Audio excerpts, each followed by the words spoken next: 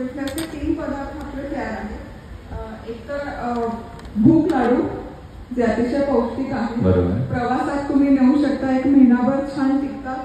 बुद्धा बोल हा लहान काय मोठे पण अगदी आवडीने खातील, इतकं छान ते कलरफुल आणि त्याचं सादरीकरण दिसतं. आणि तिसरा कॅज्युअल स्पाइस पोटॅटो, म्हणजे आपण हॉटेलमध्ये जाऊन खूप पैसे देऊन तो पदार्थ खातो, पण घरात सगळं सामान वगैरे सोपं आहे. मेयोनीज नसेल वापरायचं तर घट्ट दही म्हणजे त्यातलं पाणी काढून ते वापरलं तरी त्याची चव एकदम चटपटीत येते. अच्छा, मेयोनीज सारखंच लागतं म्हणजे थोडक्यात चक्का सारखं. अगदी हो. अच्छा, व्हेरी गुड. हा, बरेच लोक मेयोनीजचा पदार्थ वापर करावा का ना करावा.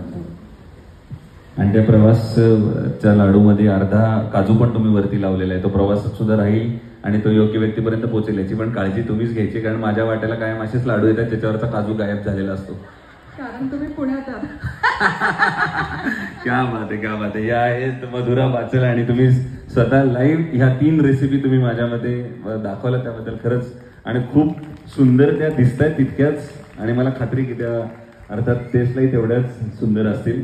त्याबद्दल पुन्हा एकदा लोकमत तर्फे आभार.